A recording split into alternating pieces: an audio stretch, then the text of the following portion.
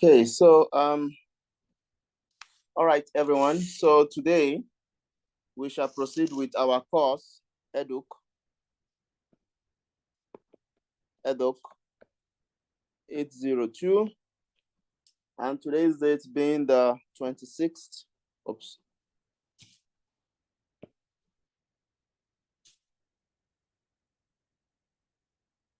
One minute.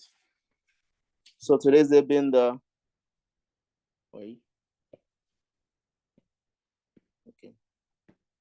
being the 26th March 2025, and we go on with the topic, which is on chi-squared.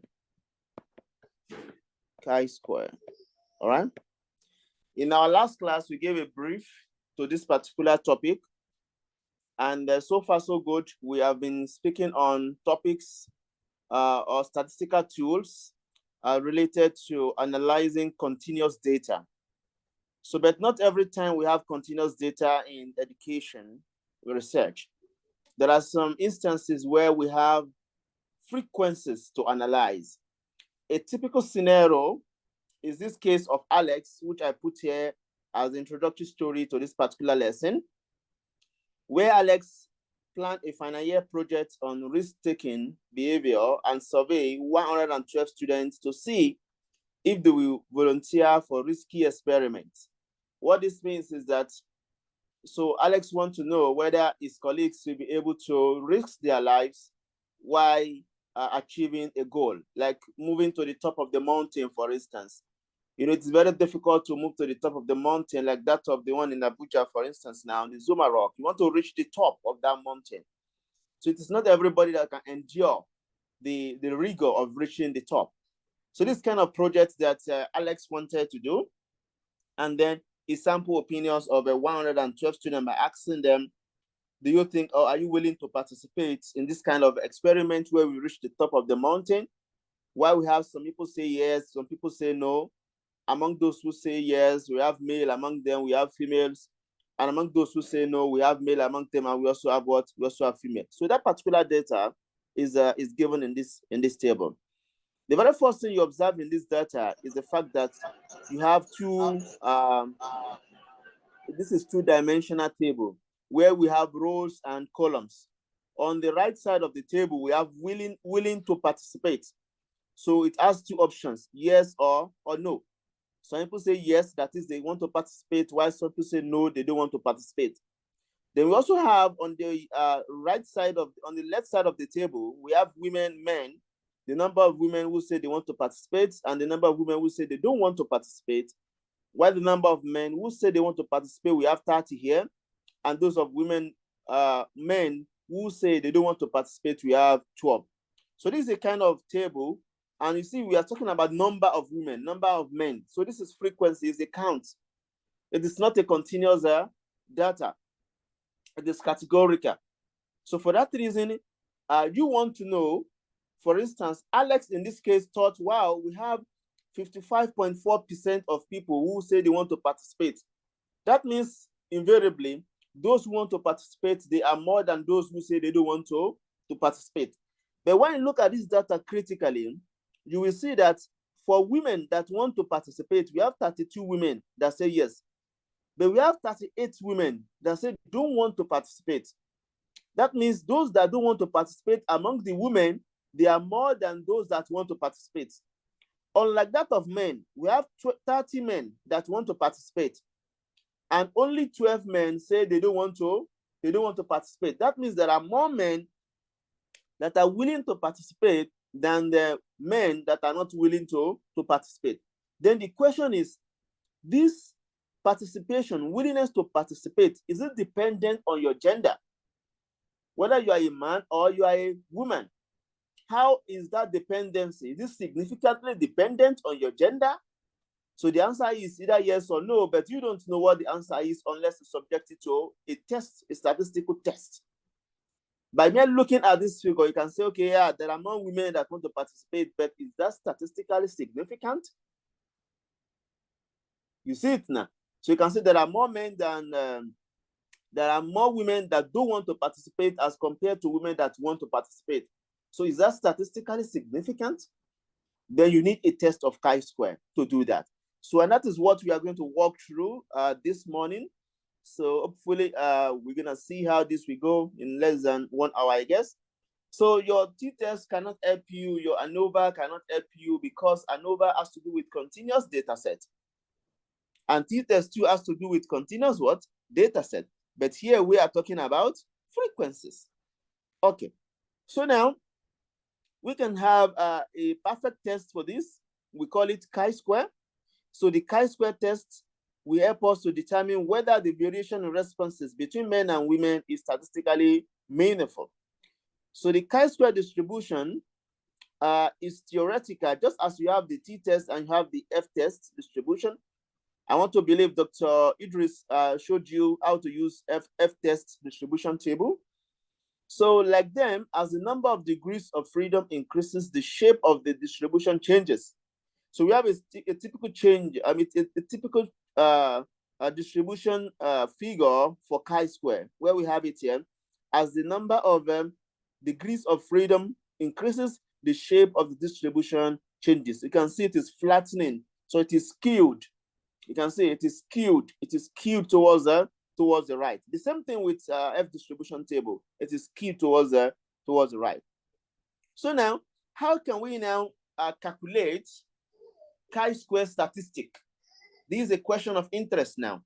How can we calculate chi-square statistic? For we to calculate chi-square statistic, we must be familiar with some things. We are talking about frequency.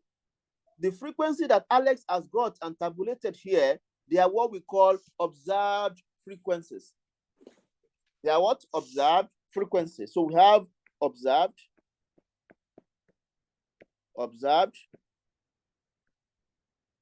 frequency. So this observed frequency is the one that is gotten from the data that is generated by Alex. So apart from the observed frequency, we also have what we call expected frequency. Expected what? Frequency. For the expected frequency, this is a theoretical frequency that we need to compute. We need to calculate by ourselves, and we need it. So the observed frequency is usually denoted by capital letter O, while expected frequency is usually denoted by capital letter E.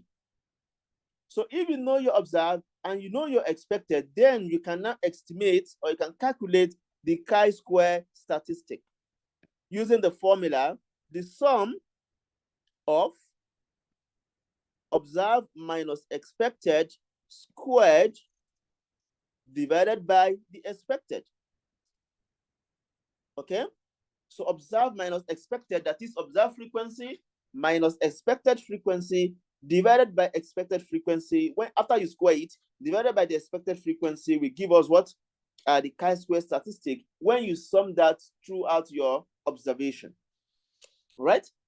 So then we can now compare whatever value we get. This chi-square, this is our chi-square statistic.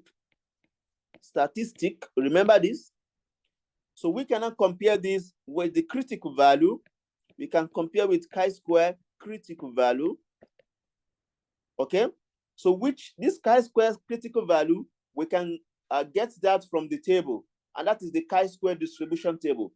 In the updated version of this note, I attached the chi-square distribution table. This is how it looks like, just like every other table that you have seen before. So you have the degree of freedom, and then you have the chi-square values. So this is the critical distribution table from which you can determine the critical value for chi-square that is corresponding with a given degree of freedom. We shall see how to use it now shortly. So we go back to what we have here. So at this point, I must mention that, remember what we want to do. We want to know whether willingness to participate in the experiment is dependent on the gender or independent on the gender. So we have the null hypothesis in this situation, the null hypothesis for a chi-square test of independence. Oh, mind you, this particular chi-square that we have put down here, where we use it for knowing whether two variables are independent or they are dependent. It is called chi-square test of independence. I think this is worthy of note. Chi-square test of independent. Because in statistics, we have two types of chi-square. So the first one is chi-square test of independence, and we also have another one which we call chi-square test of goodness of fit.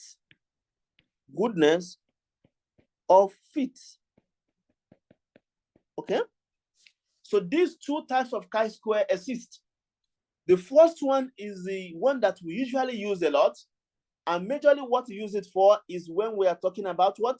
Whether two or more variables, they are independent of each other, whether two or more variables, they are related to each other. That's when we talk about chi-square test of independence. In this case, whether willingness to participate in the experiment is dependent on gender. Okay, whether the teaching method is dependent on the performance of the student, or the performance of the student is dependent on this teaching method. So this is chi-square test of independence. Shortly, I'm going to introduce to you chi-square goodness of fit, but for now, let us keep it and we focus on chi-square test of independence. All right. So in chi-square test of independence, so the null hypothesis is that the two variables, they are independent. The two variables, they are what? Independent. Take note of this null hypothesis for chi-square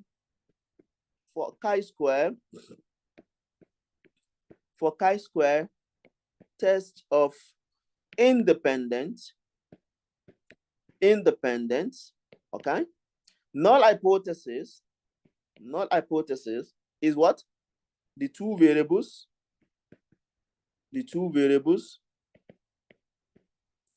are what? They are independent.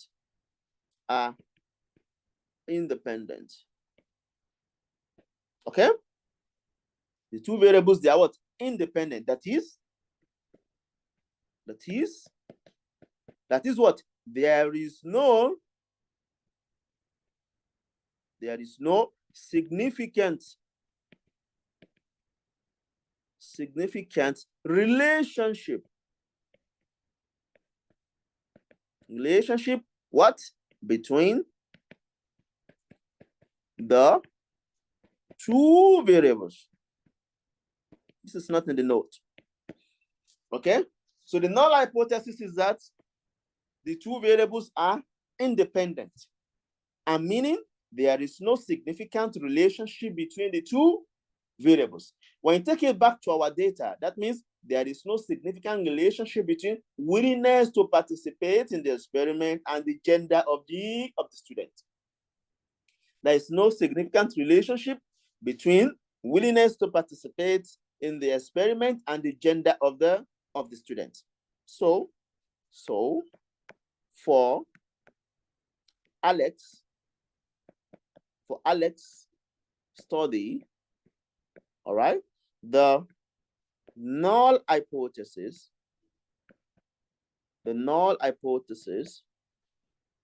is what? There is no significant, okay, no significant what? Relationship between willingness to what? To participate in what? In the experiment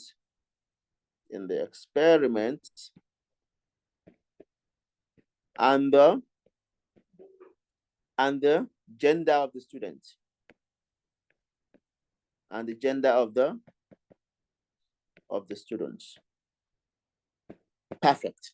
So you can see that willingness to participate is either yes or no, categorical. Gender of the student is either what? Male or female, categorical. So t-test cannot work here. ANOVA cannot work. We must use what? Chi-square. Perfect. So So we want to do what now? Now we want to estimate, or we want to calculate the chi-square value. All right, let us bring in the table here. So we have the original table given as this way. All right, willingness or willing to participate, P. Yes, no. All right, so we have women who wants to do that. Then we have men who want to do that. So we have 32 women, we have 30 men, we have 38 women, then we have what? 12. All right, then we have total here, which is given as what? 62, then what? 50. All right, this is what we have. Forget about the percentage. You see, when you are setting this up, the very first thing you need to do is to calculate. You need to calculate the one roll total. Roll total. Then you also calculate again the column total. The column total. Then maybe you also need the grand total. Oops. The what? The grand total. All this, they are just play. You know, you are just playing around with numbers, so you don't have to worry too much about this. Let me bring it forth again so you can see this clearly. So we have yes or no, 32, okay, 38, all right, 30, then we have what? 12. So you can see this particular box, it contains, we should talk about this now. This particular box, it contains 4 columns, 1, 2, 3, 4. And then you have 2 rows. The horizontal, they are the rows, okay? So we have 2 rows. The first row contains 32 and 38. The second row contains 30 and then 12. And it has 2 columns. The first column contains 32 and 30, while the second column contains 38 and then 12. So this particular table, it has 2 rows and then what? 2 columns. 2 rows and then what? 2 columns. So this is a 2 by 2 chi-square table, or you call it contingency table. I like this one. Contingency. Contingency what? Table. It is 2 by 2, meaning that it has 2 rows and then it has what? 2 columns. The first row is for women. The second row is for men. Okay? The first column is for yes. And then the second column is for what? Is for no. All right? So this is the original table. We are now going to extend this table to get the total for each row, total for each row, and then total for what? For each column. The total for each column. Okay? So what does this mean? For the row 1, the women row, we have 32 plus 38. This one will give us what? 70. Okay, so please, you can stop me if there is any question or something is not clear. Just have to unmute yourself and speak. I will stop and listen to you. All right. So then the sum on the second row, we have 30 plus 12. This is 42. All right. Then we now come to the column total. That is 32 plus 30. This will give us 62. Then the second column, the no column, 38 plus 12. This will give us 50, right? You must have the same total here. Okay? What you have in here must be what?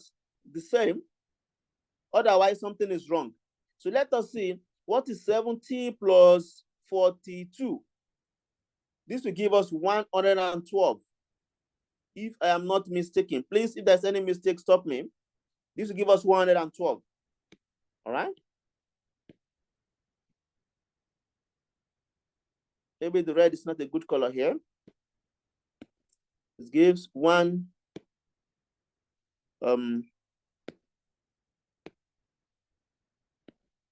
it gives 112. And by the time you also sum 62 plus 50, 62 plus 50, you must also get 112, and that is correct. So that means our table is well set. Perfect. Now remember what we want to do. What do we want to do? We want to calculate the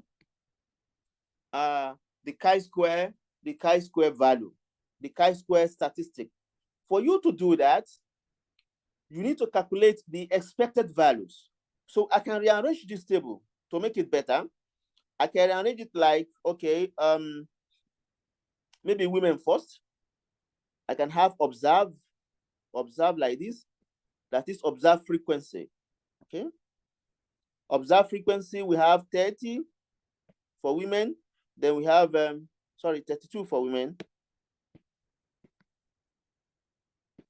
We have 32 for women, observe frequency, the first woman here. Then those who say no, we have 38. And for men, we have 30. And then we have what? We have 12.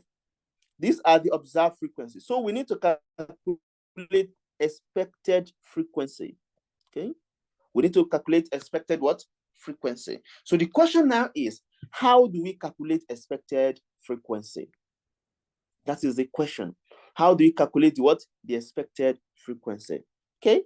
Expected frequency is very easy to calculate. Expected frequency. Okay. Expected what? Frequency. E is just given as roll total multiplied by column total divided by the grand total. Roll total for each observation. Roll total multiplied by the column total divided by the grand total. Okay? Roll total multiplied by the column total divided by the grand total. So for the observation 32, expected frequency will now be, we need to identify the row that 32 belongs, and we need to identify the column it belongs. Then we look at the total for each, the row and the column. Now look, this is 32. This is 32. Okay, this is 32. All right. So this 32 now, it belongs to the first row. The first row, right? And you can see the total in the first row is 70. And this 32 again, it belongs to the the first column. It belongs to the first column, the vertical. That is the column. All right. The mistake there. Okay. So it belongs to the what? The first column. So 32 belongs to first row, first column.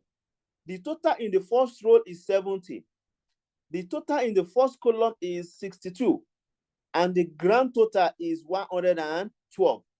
So that means the expected frequency for 32 is going to be total in the row, first row, 70, multiplied by 62, divided by 112.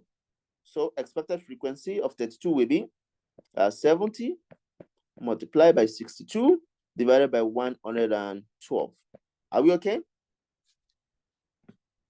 So please, is this clear? You can unmute yourself and let me explain if this is not clear. It's very clear, right? Thank you. So what we have just done, we say the row total multiplied by the column total divided by the grand total. So you can punch your calculator now. Kindly punch your calculator. Tell me, what do you get? 70 multiplied by 62 divided by 112. 70 multiply by 62 divided by 112. What do you get?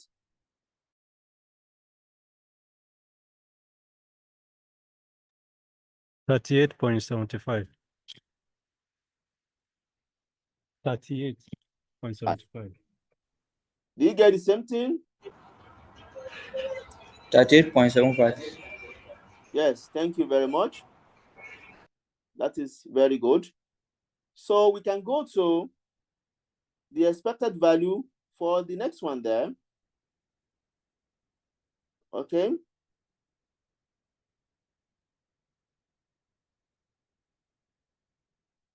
Okay, so the next one is 38. What is expected value for observation 38? All right. Observation 38 belongs to which row and which column? Can you use it here? This is 38, right? 38 also belongs to the first row. Can you see? 38 belongs to the first row. And then it also belongs to the second column. You can see it now. The second column. So unlike that 32, 38, this is 38. All right. This is 38. It belongs to the first row. Then the second column. The first row, the total there is 70. The second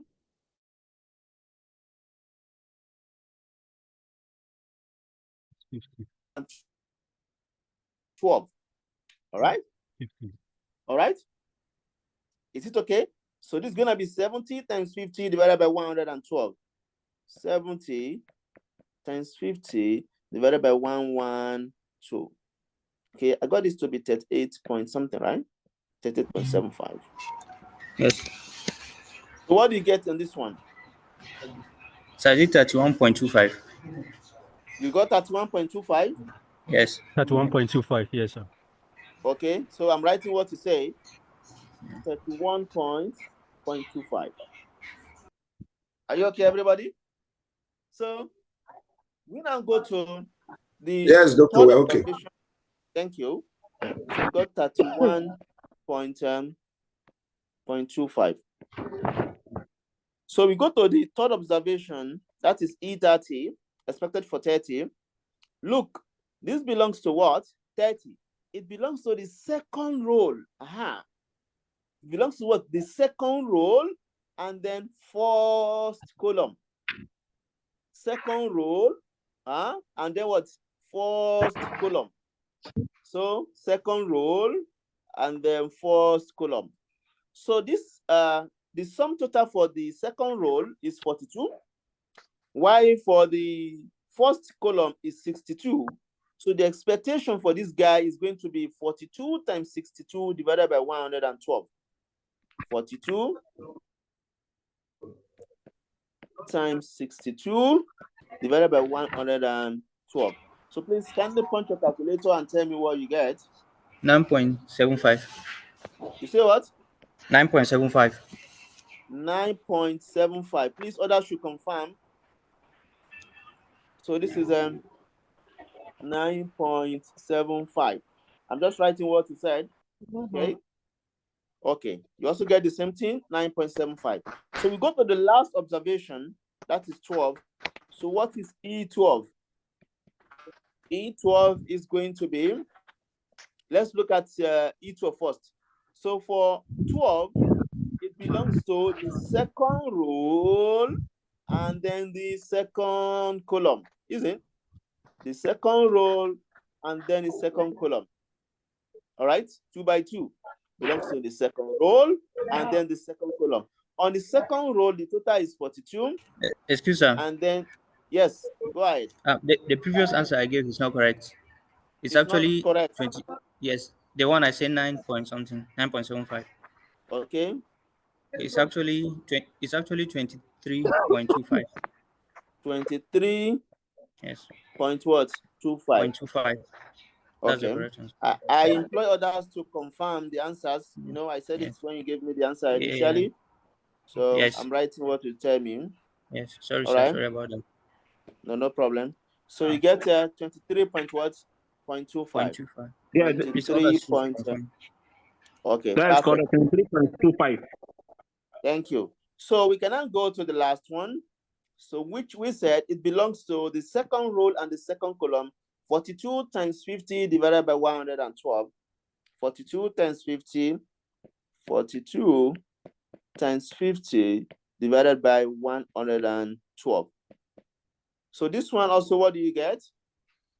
This one is 18.75. 18.75. 75. 18.75. 18.75. Excellent. So we have got what we need. And that is what? The expectation, the expected frequency. We are given the observed frequency from our data we generated, and then we need to calculate the expected frequency, which we have done successfully. So the next thing is to go on with the formula. Remember the formula. Remember, the chi-square formula is what? The sum of O minus E squared over E. All right? So that means in this formula, we must evaluate O minus E, and then we must evaluate O minus E squared, and then divide by E. So we do that in steps. So what is O minus E for each of these observations? O minus E for each of these observations. So that means you need to say 32 minus 38.75. Please pay attention here, and then correct me if I'm wrong. 32 minus 38.75. This will give minus 6.75. Okay? Minus 6.75. If that is not correct, you can let me know. All right? So the second one is going to be O minus E. There will be 38 minus 31.25. And this will give 6.75 positive. Remember, the first one is negative. Then we move on to the next one. 30 minus 23.25. This will also give 6.75. All right. Then we have lastly 12 minus 18.75. And this gives what? Minus 6.75. Is that correct? Excuse me, doctor. Yes, please. How can 30 minus 2.5 give you 6.75, and 23 minus 2.5 give you 6.5, the same answer? I didn't get you. 30 minus what? We are having 30.25. Where? And Which we also option have are you 23. talking about? Wait, which option? Which of them are you talking about? Row 2. Row 2, 38 Yes. is there. Yes, 38 and 30. No, it's 38 minus 31.25. Yes, sir. Gives you 6.75. Yes. And then 30 minus 23.25. 30 minus 23.25 give you 6.75. Yeah, the same answer. Having the same answer. Yes, you can press your calculator to confirm. Okay, sir. Yes, I It's think the that same is correct. It's correct, right? Yes, the same answer is correct, sir. Thank you. So the next thing is the next column. We're going to have O minus E squared. You know why I'm doing this? Because in our formula, we have O minus E squared. So you're going to do it here, O minus E squared. So that means you are going to square each of these observations. So what is minus 6.75 times minus 6.75? Minus 6.75 times minus 6.75. If you do it very well, you will get 45. You can confirm 45.5625. 5625, isn't it? All right. And I think we almost have the solution here too. So they stop at 5.25. Let's have it there, just like the same. So we can approximate to 2 decimal places. Oops.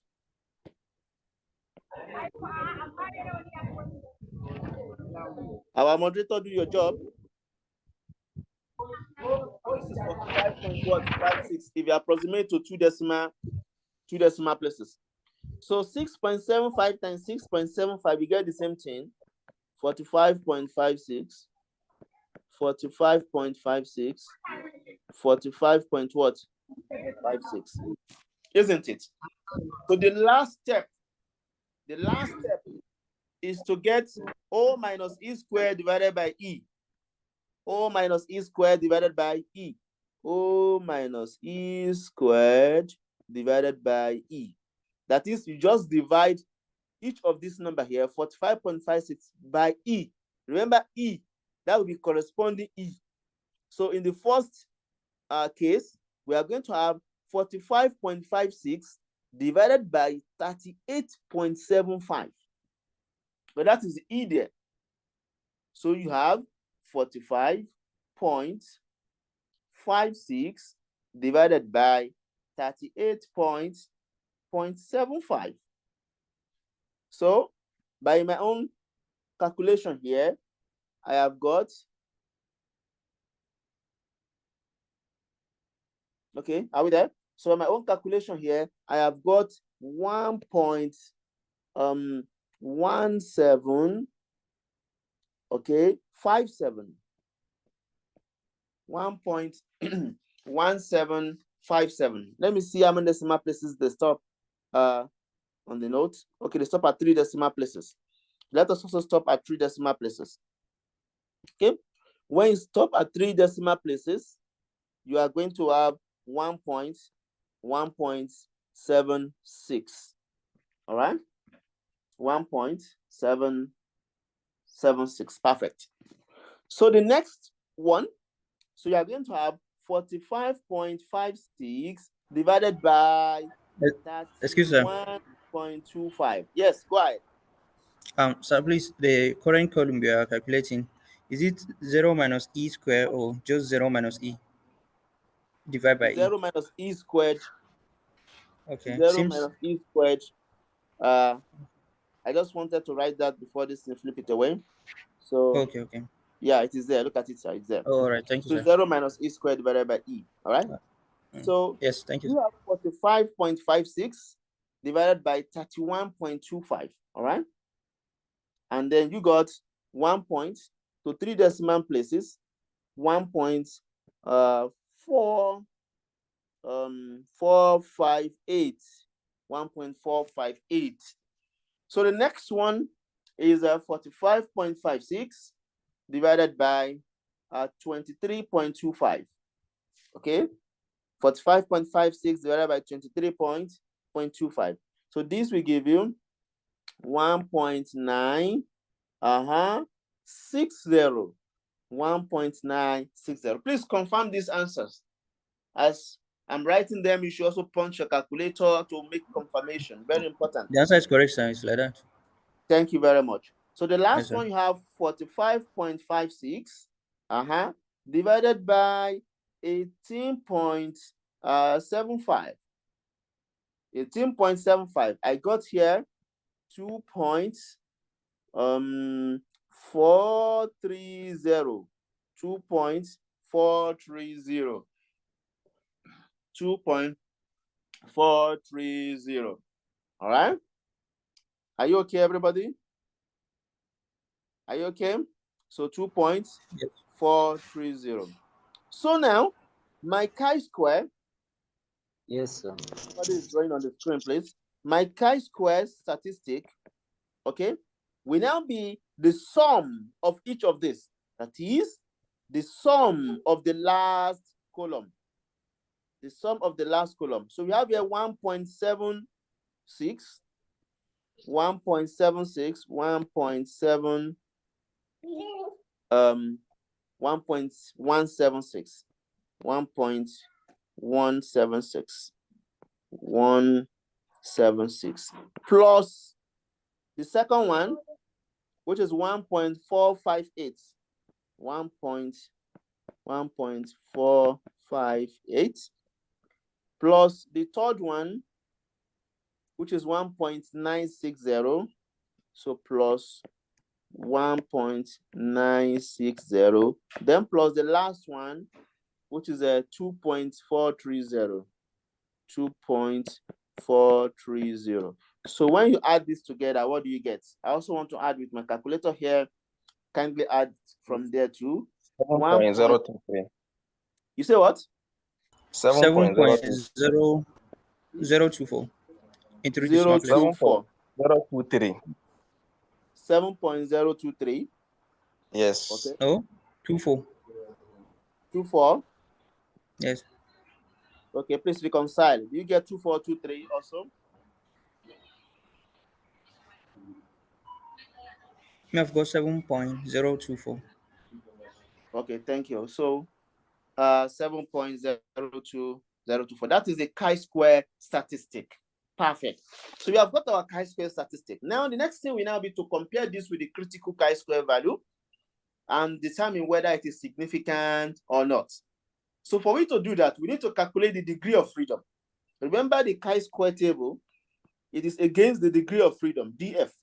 So what is the degree of freedom for chi-square? What is df for what? For chi-square.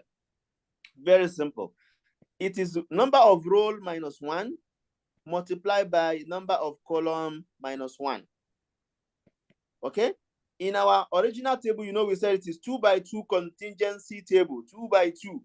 So that means we have 2 rows and then we have what? 2 columns. 2 by 2. Look at it here. 2 by 2. So we have 2 rows and 2 columns. So our degree of freedom is going to be 2 minus 1 multiplied by 2 minus 1. And this will give me 1 times 1. So degree of freedom is what? Is 1. So our df is what? Is 1. So we want to compare the chi-square statistic against the degree of freedom of what? Of Excuse 1. sir. Yes, go ahead.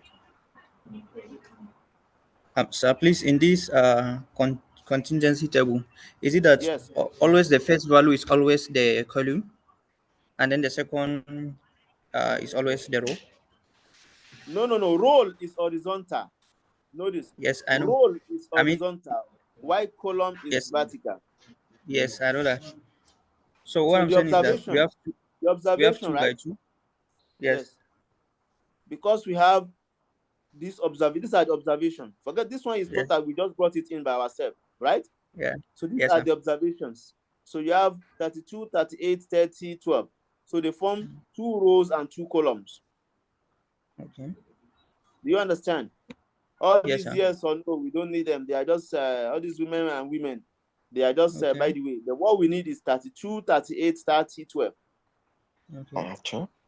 So we have 2 rows and then 2 columns. Do you understand now? So my question is actually, is it that it doesn't matter whichever one that comes first, or it matters? Assuming you mention row first, then followed by column, or you start with column then followed by row, does it matter? When you want to say the contingency table or when you want to Yes, sir. calculate degree of freedom? Let's say you want to say the contingency table. No, roll comes first. Roll before Okay. column. Yes. Okay. And then in the other case, the calculating when you're degree calculating of the freedom. degree of freedom, no, that one doesn't matter because you know multiplication is commutative. Okay. Yes, Okay. A times B is the same thing as B times A. D times A. Thank you, sir. Yes. But when you are saying the dimension of the contingency table, you say the row Yes. first. How many rows? Okay. 2 rows. Then followed by the column. So it is RC. Where is that 2 by 2? Where did I write it? So it's supposed to be Okay, RC. sir. R by C. Okay. Thank you, sir. Yeah. Clear. Thank you very much. So so the degree of freedom is 1. So our chi-square statistic is 7.024. So we now come to our table, the chi-square distribution table. The degree of freedom is 1. So we're looking through this 1. Cool? And what you have up here, they are your level of significance. We want our alpha to be 0.05. So when you see the first one is chi-square 0.9995, chi-square 0.9990, chi-square 0.99975, chi-square 0.950, chi-square 0.900, chi-square 0.100, chi-square 0.050. Look at that. 050. That is what we need. Alpha equals to 0.005, isn't it? alpha equals to 0.00 what? 0.05. This is our alpha. So, and we have it here, chi-square 0.050. So this is what we are going to look. Degree of freedom is 1. So what number do you see there? Chi-square critical. What do you see? Tell me. Is what? 3 points. Tell me what you see.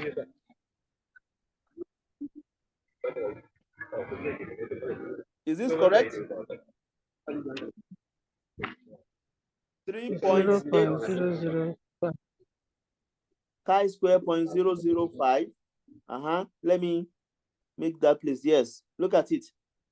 That is chi-square 0.005. So degree of freedom is 1.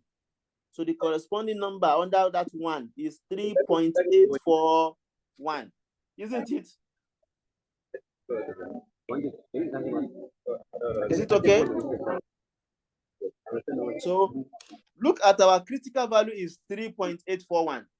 And our calculated chi-square statistics is 7.024. So that means our calculated is greater than the critical. So what happened? Chi-square calculated is what? Is greater than chi-square critical. Okay, because 7.024 is greater than 3.841. What is the conclusion? That is what? Reject the null. We reject the null hypothesis. Whenever our moderators, please do your job, mute those people talking, mute them. So because chi-square critical, chi-square calculated is greater than chi-square critical, so we do what? We reject the null hypothesis. Okay, so and I think that is what we did in the notes. Let me quickly check. So the step at 7.02, nice one. Degree of freedom. Oh, that was no conclusion. Shows the convenient way wherever. Oh, I didn't conclude this. Nice one. So in any case, the right answer is that you reject the null hypothesis. All right. All right. Very good. So that means now when you now reject the null hypothesis, remember your null hypothesis states that where is it? Let me go find it there. It says that there is no significant relationship between willingness to participate in the experiment and the gender of the student. So when you reject this, so that means there is sufficient evidence to reject this null hypothesis. So given that the result and the null hypothesis is true, then this is not it's not feasible. So therefore, you can say that the willingness to participate is dependent on the gender. Is what? Statistically dependent on the what? On the gender. So more men are willing to participate and willing to take the risk. And that is true. If I'm not going to be biased, we men, we take the risk for the women, isn't it? We take the life risk. Yes, we take the life risk for the women. So strongly agree, sir. Yes, strongly. Strongly disagreed. So and I think this is practically making sense. All right, nice one. So this is a typical case of a 2x2 chi-square. So the next one is, what if you want to calculate the effect size? You know, the effect size is when you want to calculate the... Yes, please go ahead. Sir, please, before you proceed, I have this issue of always trying to remember the rule as to whether to reject or accept the null hypothesis. Yeah. So can you give me like analogy, like a life analogy that I can use to hold or remember it? So maybe I should remind you, the only thing that can confuse you is when we are talking about critical, calculated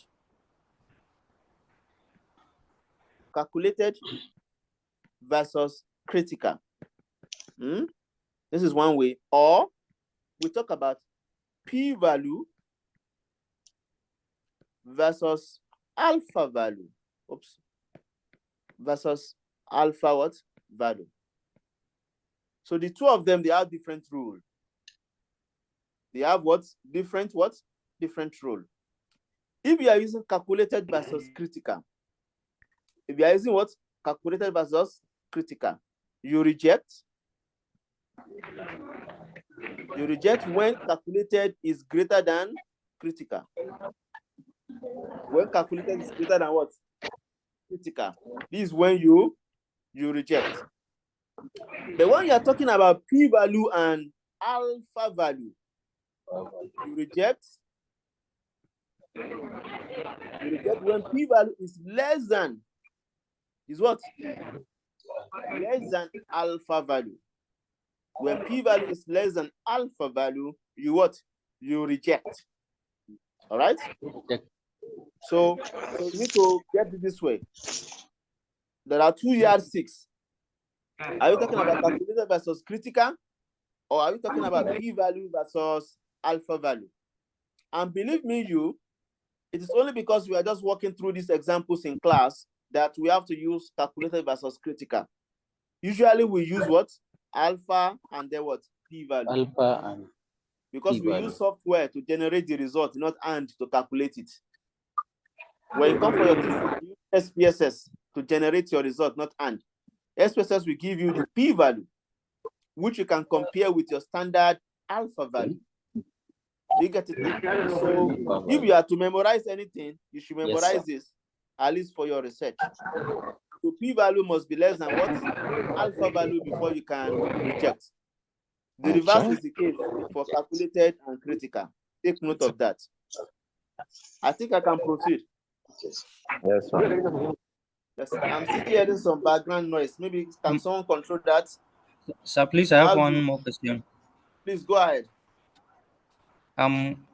Given that you calculate, let's just focus on the p-value versus the alpha value. Let's assume you finish the computation like using R or any other software, and then it happens that you're hard to reject your null hypothesis. So, like generally, it doesn't mean a bad thing to your research questions when you are rejecting the null hypothesis, or it has implication. No, generally talking we about look for rejection. Generally, we look for rejection. It is only when you fail to reject that there can be some kind of, So, but generally, we look for a rejection because null hypothesis is saying no difference. Remember? Okay. And you set out to conduct the experiments looking for that difference. Oh, yes. I get it. So, and this one is not telling you no difference. So, you're looking for a way to reject it so that you can claim that there's difference. Yes. You see it now.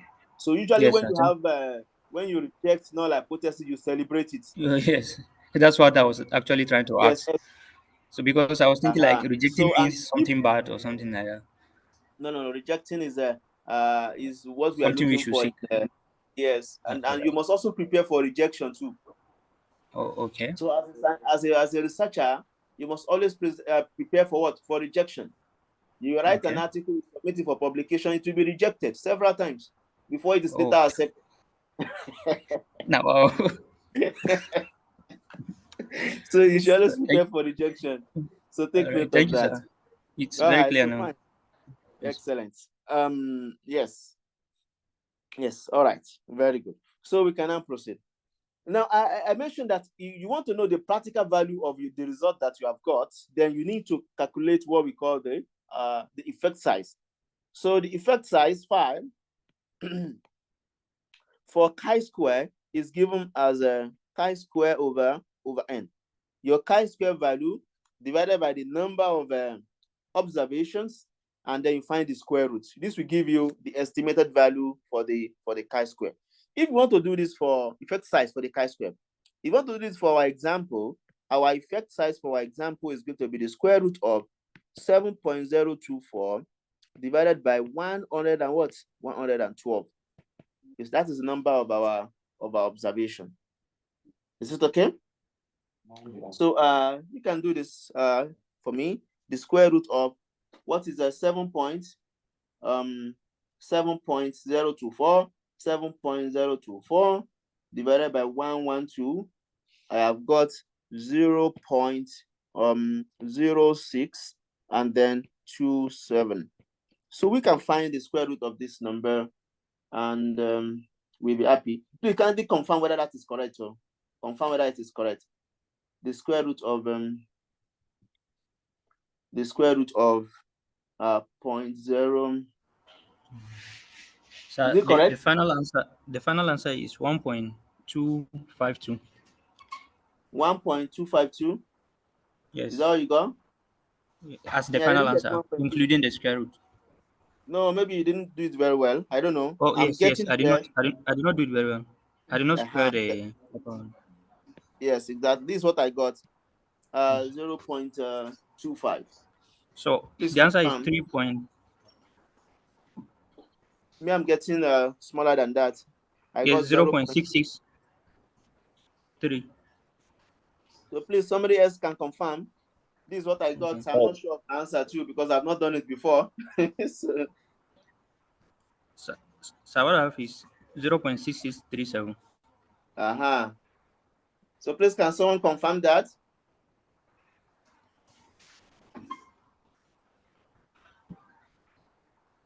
But do you get also 0.627? Let me use different calculator. Okay. You can do it one after the other. 0.0627 is correct.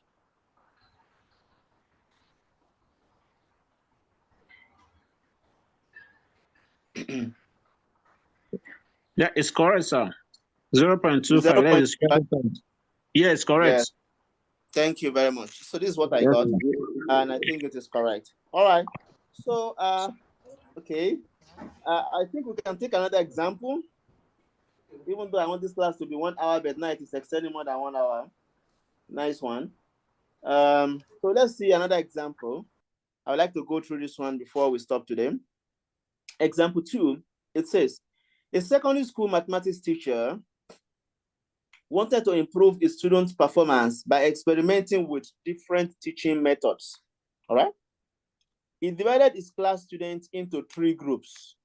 One received traditional lecture method instruction, another engaged in inquiry-based learning, and the third used technology-enhanced lessons with interactive tools. Teaching method. Huh? At the end of the term, he recorded the number of students. Please take note of this. He recorded what? The number of students who passed or failed. How many people pass? How many people fail? That is categorical. Even though the performance is continuous, but by the time you are saying how many people pass, how many people fail, it is what? Categorical. So now, who passed or failed in each what? In each group. We have this in the table 10.4. Why he noticed differences in performance, he wondered if these variations were due to chance or if the teaching method truly influenced students' success. To find out, he decided to conduct a chi-square test of independence. Amazing story. Look, so he has taught the students, class A, class B, class C. Class A taught them using traditional method. 45 people passed, 30 failed. And then we have the total, row total. Okay?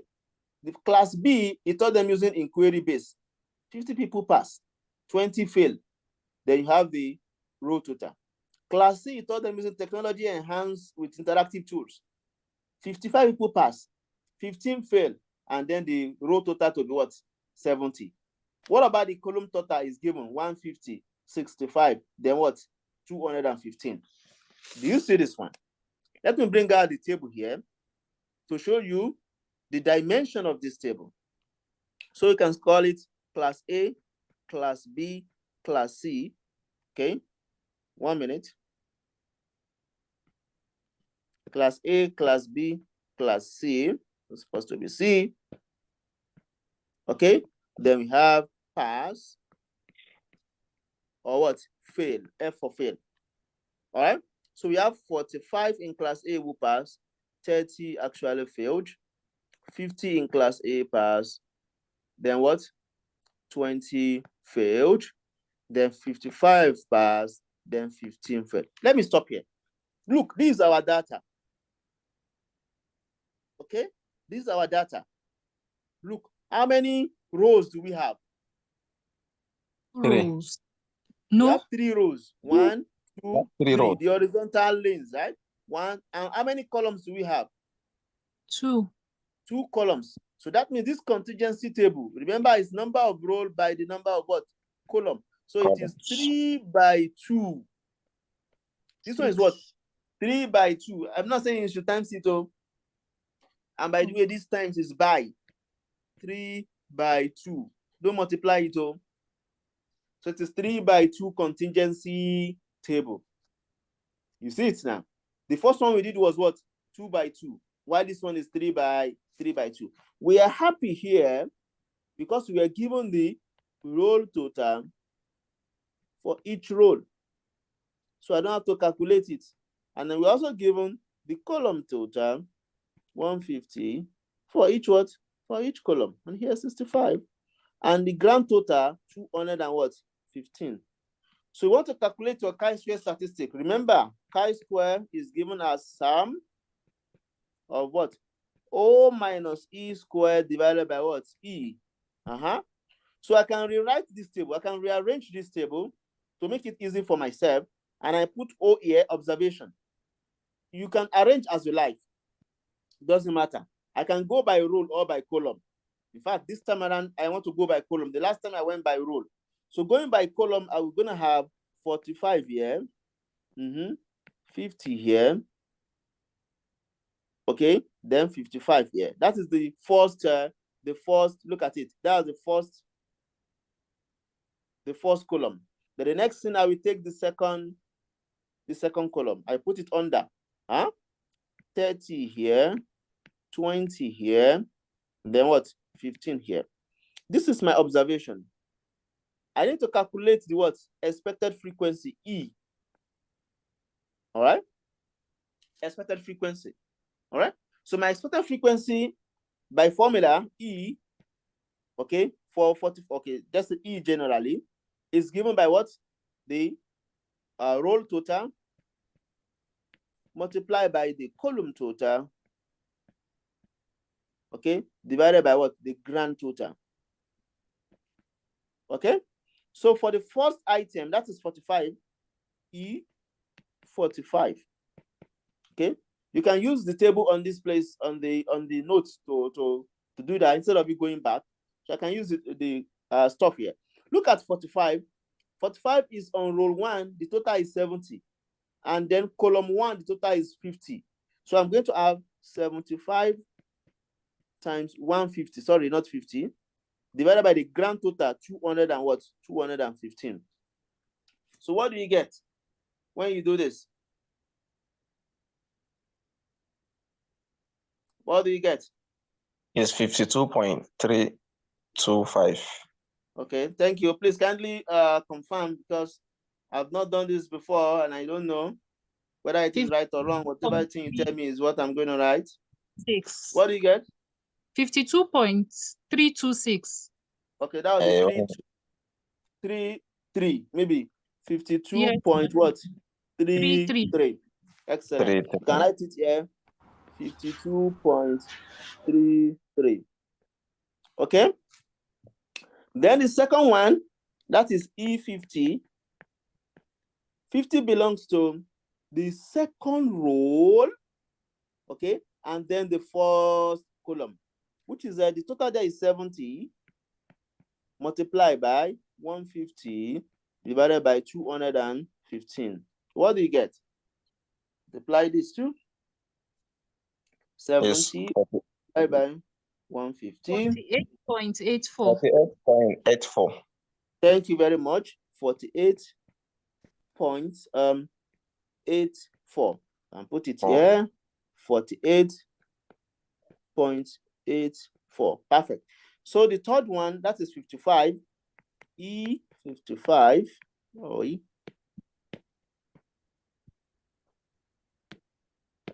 E55, E15. 55 belongs to the third row and the first column. 70 again, the total there, multiplied by 150 divided by 215. We have done this before. We got 52.33. Is it okay? So Yes, sir. just repeat that number there. 52.33. Okay, what about 30? E30.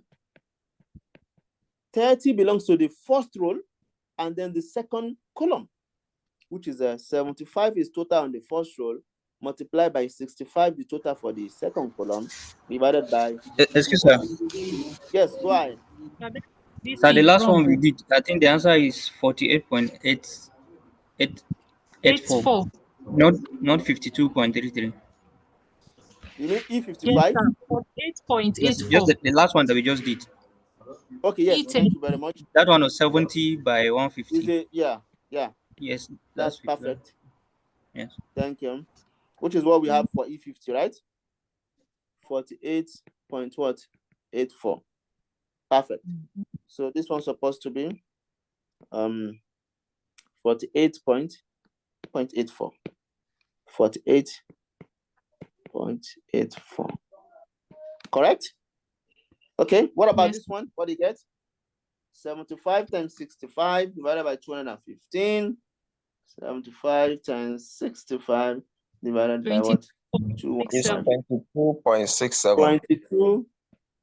22.67. So you can put it here 22.67.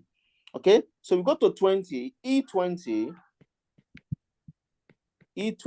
20 belongs to the second row and then the second column.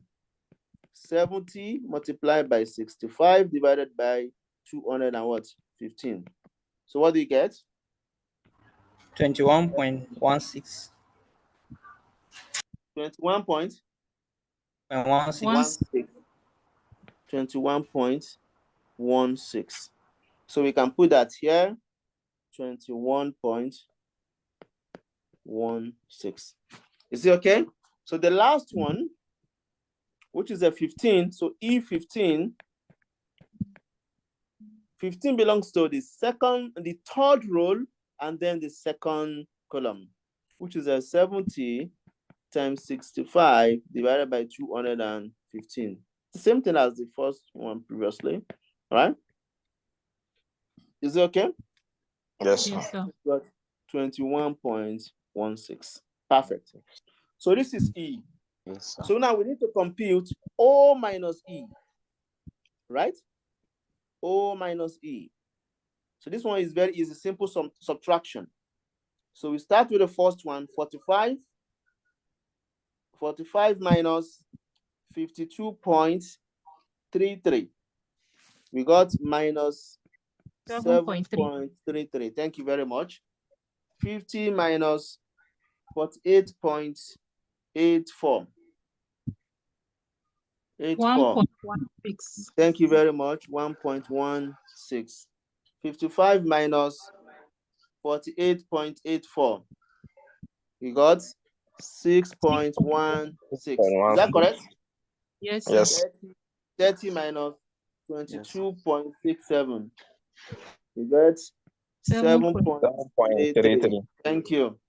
20 minus 21.16. We got minus 1.16. 15 minus 21.16. We got minus 6.1. Is that correct? Yes, sir. Yes, Amazing. minus 6.16. Yes, sir. Amazing. So we can now do O minus E squared. O minus E what? Squared. So that means we'll be squaring the previous column. So 7 minus 7.3 times minus 7.3. 53.73. Perfect. 53. 0.73. Yeah, 73. Okay. Then 1.16 squared. 1.16 times 1.16. 1.3.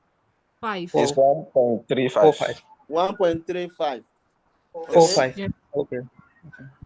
Yes, correct? Yes, So correct. 2 decimal places Approximately. go. Yeah, 6.16 times 6.16. 37.95. 37.95. 37.95. 5. We have got 7.33 before. Let me just write it from there. Okay. We have got 1.16 before. Let me just write it from there. And then what about 6.16? We've got it before. 37 point what? 95. Yes? So the first subtraction was not correct. Okay. It should be 6 minus 6. You mean 45 minus it should be minus 2.33. No, check it very well. It should be minus 6 point. Check it No, very sir, well. it's not correct. It's Remember, this is 52.33. Oh. 52.83. Is it 83 or 33? Sir, you should try it. 33. Is it 83 or 33? 52.33. Yes. Yeah. So look at it here now, 2.33. So by the time you subtract, it's correct. 6 minus 0.33. I mean, 6.7. So the answer is correct, sir. It's minus 7.33. What we wrote there is correct. It's correct. Kindly check your calculator once again. It's correct. It's minus 7.33. It's correct. Minus 7.33 is correct. Kindly check your calculator. So now we can do the last column. O minus E squared, okay, divided by E. Right? O minus E squared divided by E. So we'll be using this column, 53.73, and then against our expectation. So what we're going to have here, we have 53.73 divided by 52.33. Thank you. 1.03 approximately. I want to use 3 decimal places. Go. Okay, it's going to be 1.027. 1.027. Excellent. Thank you very much. So the second one, 1.35 divided by expectation, 48.84. I got here 0.028. Thank you. Then the third one, 37.95 divided by 48.84, isn't it? So I got here 0.777. Is that correct? Kindly confirm. It's correct. The fourth one, 53.73 divided by 22.67. This is what? 2.3. 2.370. Thank you. The second to the last, 1.35 divided by 21.16. This gives what? 0.064. And lastly, 37.95 divided by 21.16. This gives 1.793. Wow, amazing.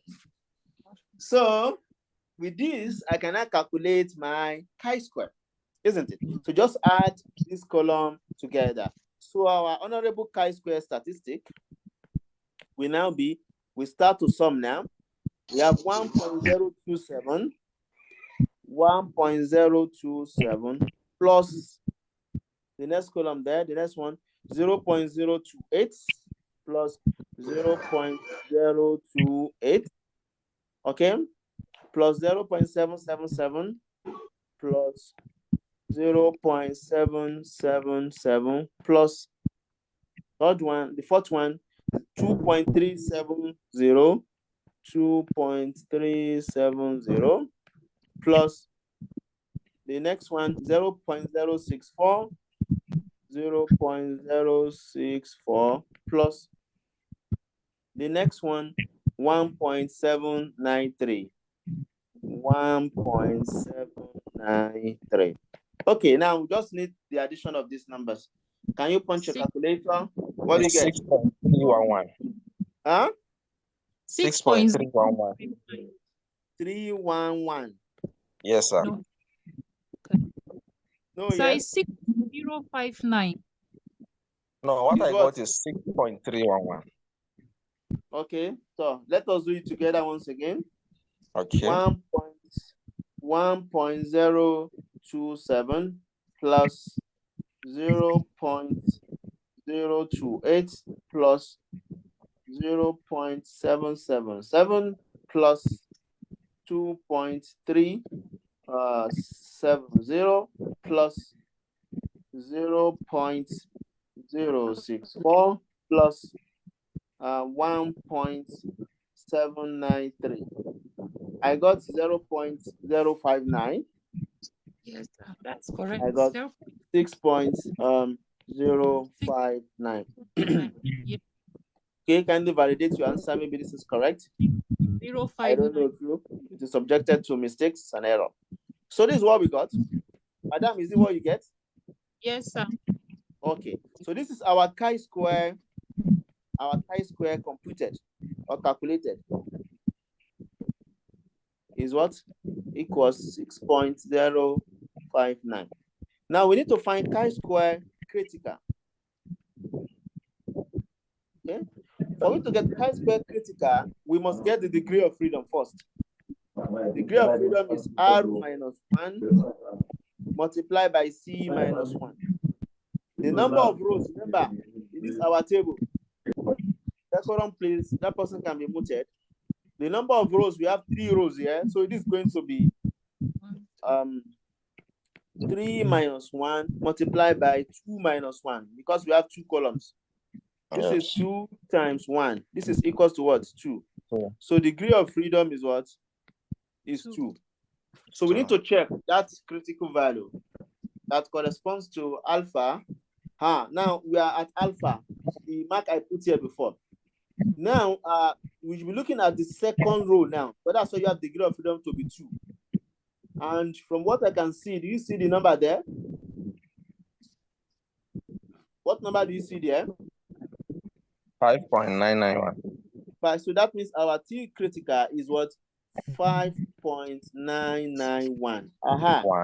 Computed is 6 points, so it's greater than 5 points. You see that? Yes, it's greater. Computed is greater than chi-square critical. The computed is 6.059.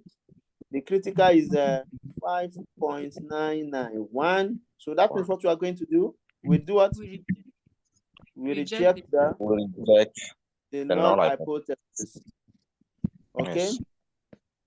We reject not HO. So that means the teaching method actually makes sense. The teaching method actually makes what? Makes sense. Yes. Amazing. Amazing. Do you know there is a problem here, right? Chi-square has only told you the teaching method makes sense. You don't know which of them actually makes sense the most. Is lecture method better than inquiry? Or inquiry better than technology enhanced? Or lecture method, technology enhanced better than lecture method? This is a blank, we don't know which of the peers. I repeat, we don't know which of the peers make sense. Okay. And this is the same situation you are going to fall into if you use ANOVA for continuous data. As soon as you have more than 2 levels, you have 3 levels, you will not know. And you remember from your last classes, from your previous classes, you were taught that whenever ANOVA is significant, you need to conduct what they call post hoc, where you can use 2K. Some people call it Turkey. Where you can use 2K, isn't it? Where you can use 2K to determine which of the pairs makes sense, or use Bumferoni. Now, this is ANOVA 3/2. ANOVA 3/2 is significant. How can we now go on with that one? Which test are we going to use to determine which pair makes sense? All right. So this will be an assignment for you because I can also not remember that test now.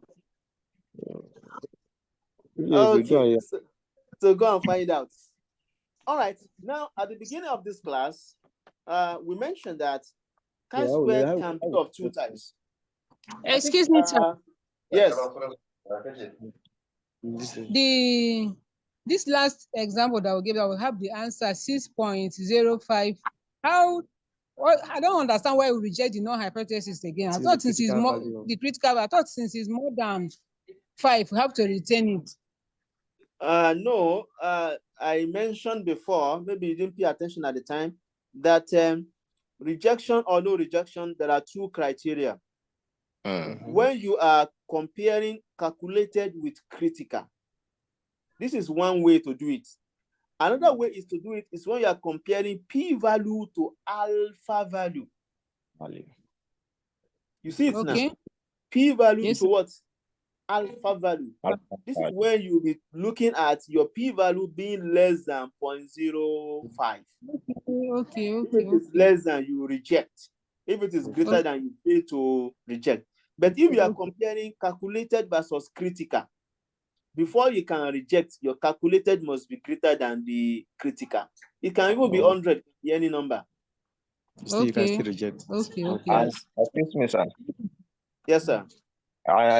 Based on what you said, and I believe the second one you said, p-value versus this thing, versus the alpha value is what we are much more interested in our research, yes, right? It's what, what you're gonna use most.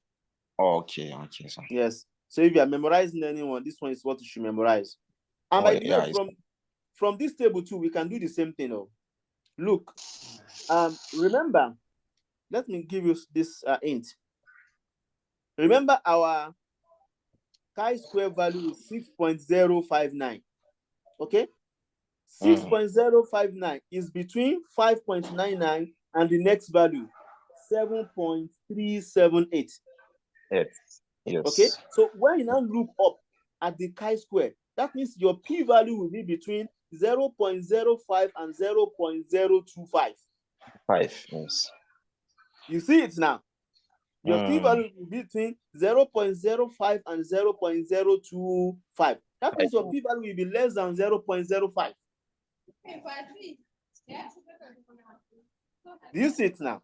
A number that is between 0.05 and 0.025, okay? That number must be less than this. Isn't it? Let me bring it up whether it's space. Any number that is between 0.05, okay, and then 0.025, that number must be less than this. Now, it must be less than this number. People should do and then whatever. greater than this. So the number between 0.05 and 0.05, that number, which is our p-value, we are looking for. We don't know the exact value. It must be less than 0.05. Okay? And whenever your p-value is less than 0.05, you reject the null hypothesis. So this is how to relate this to p-value. This is how you can relate it. But SPSS will give you the exact p-value. So take note of that. Are we okay? Yes, sir. Excellent. So I want to round up this class now. So this is at the beginning of this course, of this lesson. So can you kindly mute yourself? Those talking, or our class rep or Muazu should do job.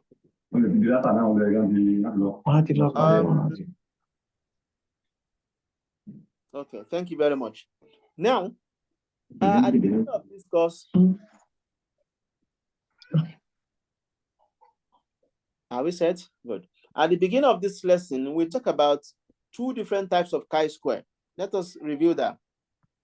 We said we have chi-square test of independence, and then chi-square test of fit.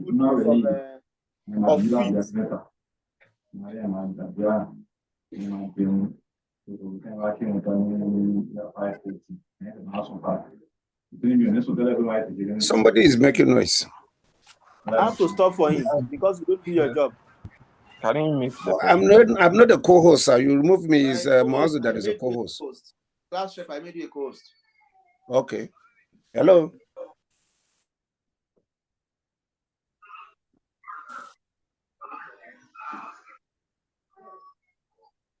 Okay.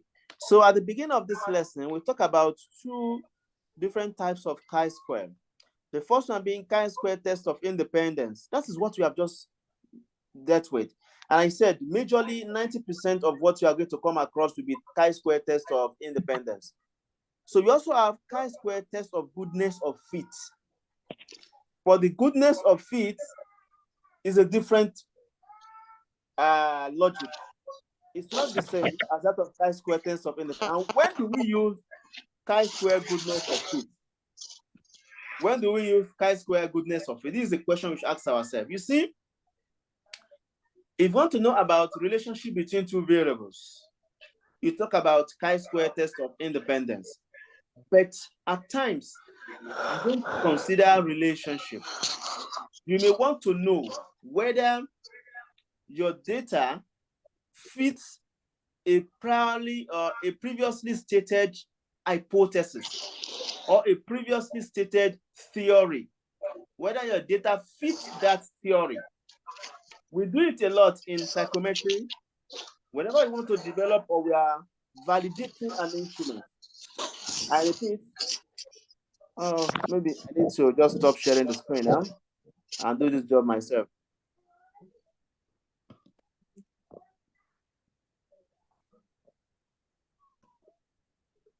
Okay.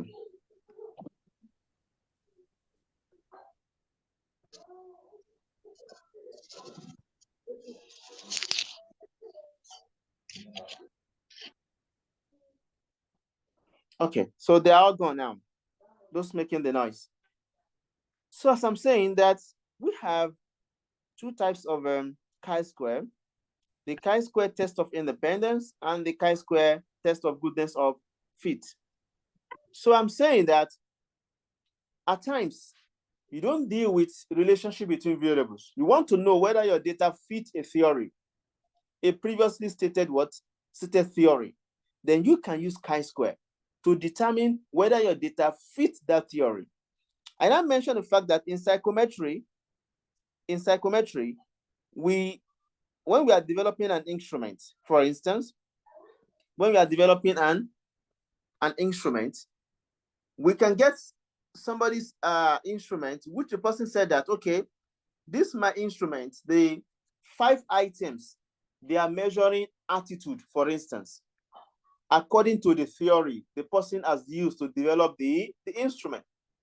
I may want to check in my own population or in my own sample whether those 5 items, they are actually measuring the attitude as stated by the original owner of the instrument. This is a test of validity. We call that construct validity. So chi-square will now be a test that will tell you whether your data actually fit the theory or not. So that type of chi-square, we call it chi-square test of goodness of fit. And it has a different logic because the null hypothesis is different. Look, I wrote it in the second paragraph. In a chi-square goodness of fit, the null hypothesis is that the actual data fits the expected data. The actual data fits the expected data. For independent, it's saying independent, but here it's saying it fits. That is your null hypothesis. That means if you reject that null hypothesis, it means your data does not fit. I repeat, the null hypothesis is that the actual data fits the expected data. The actual data fits the expected theory. The actual data fits the expected hypothesis. Or in a more technical term, the actual data fit the hypothesized factor structure of that instrument. So if you reject that hypothesis, null hypothesis, if you reject that hypothesis, by implication, it means the actual data does not fit the expected data. And usually we want it to fit. So in this type of chi-square, we'll be very happy if we don't reject the null hypothesis. That is the whole story. Somebody asked about it the last time, that in research, we're always happy when we reject the null hypothesis. But in chi-square goodness of fit, we don't want to reject the null hypothesis. We want to retain it because that is where what we need is. We want to claim that our data fits the theory. So this is the major trick between chi-square goodness of fit and chi-square test of independence. In goodness of fit, we are always after retaining our null hypothesis. In independence, we are always after rejecting the null hypothesis. We also use chi-square goodness of fit in test of normality. I think we spoke about that some times back. The test of normality, you want to know whether your data is normally distributed. You can use Leibniz test or you use Shapiro-Wilk. So if you're using Shapiro-Wilk to check whether your data is normal, the null hypothesis is that your data is normal. It fits the normal distribution. And that is what you are looking for. You want to retain that hypothesis. If you reject it, that means your data is not normal. So chi-square logic of goodness of fit, we're always after retaining the null hypothesis, while chi-square test of independence, we're after rejecting the null hypothesis. So I think I have a small table here that can help you to remember some of these things. And I think this is a good place for us to stop. So I'm going to pause a bit and then I'll give you the chance to ask questions. All right. So you are now free to ask your questions.